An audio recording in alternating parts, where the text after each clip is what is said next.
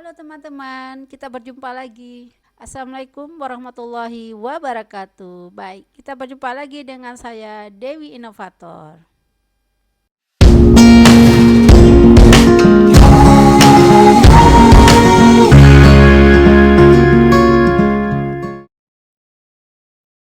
Nah, teman-teman, baik kali ini kita akan membahas tentang kurikulum prototip teman-teman. Namun sebelumnya teman-teman, saya harap jangan lupa di subscribe channel Dewi Inovator, di share, di like ya teman-teman ya, agar saya termotivasi lagi nih membuat video-video menarik lainnya yang tentu bermanfaat bagi kita semua teman-teman. Baik, namun sebelumnya saya minta maaf nih, mic-nya saya pegang supaya apa teman-teman, supaya suara saya lebih jelas terdengar ya.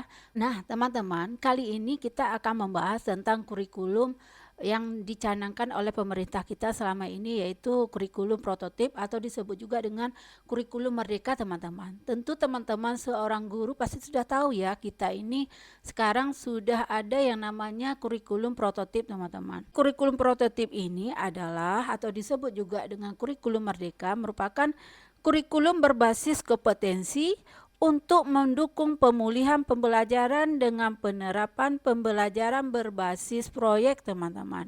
Nah, dalam kurikulum prototip ini teman-teman ya, sekolah diberi keleluasan ya, kebebasan bagi guru ataupun sekolah itu untuk memberikan proyek-proyek pembelajaran yang relevan tentunya dan dekat dengan lingkungan sekolah. Jadi pemerintah sudah memberi kebebasan kepada sekolah untuk mengelola atau membuat kurikulum ini sesuai dengan karakteristik siswa kita tentunya teman-teman.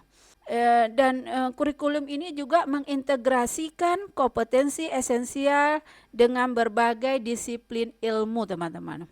Jadi pemerintah memberi keluasan, kebebasan kepada sekolah untuk membuat pembelajarannya sesuai dengan karakteristik siswa mereka masing-masing teman-teman. Jadi maka dari itu kurikulum ini dibuat untuk membantu pemulihan pembelajaran dan memberi kemerdekaan teman-teman dalam mengajar bagi guru dan yang lebih memahami kondisi siswa. Jadi kan guru yang lebih memahami siswa. Jadi pemerintah benar-benar sekarang ingin membuat pembelajaran itu diatur oleh lingkungan sekolah tersebut. Jadi mereka yang lebih tahu, sekolah tersebut yang lebih tahu bagaimana kemampuan dari siswa-siswa tersebut teman-teman.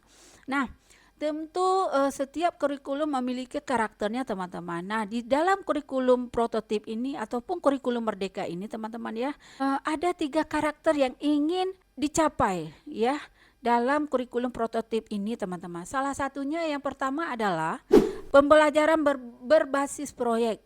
Seperti yang tadi saya katakan, jadi untuk apa? Untuk mengembangkan soft skill. Nah, kemudian yang kedua, berfokus pada materi esensial teman-teman, sehingga cukup waktu untuk pembelajaran yang mendalam bagi kompetensi dasar siswa, baik itu secara literasi maupun numerasi teman-teman. Karakter yang ketiga yaitu kurikulum ini lebih fleksibel teman-teman ya. Fleksibilitas bagi guru untuk melakukan pembelajaran yang terdiferensiasi teman-teman, sesuai dengan kemampuan siswa kita teman-teman, dan melakukan penyesuaian dengan konteks dan muatan lokal teman-teman. Dengan adanya kurikulum merdeka ini, kita harap siswa-siswa kita menjadi lebih terampil, lebih sukses, lebih memahami materi-materi yang telah disampaikan oleh gurunya, sehingga tujuan yang ingin kita capai dapat terserap, dapat dipahami oleh siswa-siswa kita, sehingga proses pembelajaran menjadi lebih bermakna tentunya ya teman-teman ya. Nah, mungkin inilah yang dikatakan pembelajaran kurikulum prototip atau kurikulum merdeka teman-teman. Tentu ini menjadi referensi tersendiri bagi kita ya.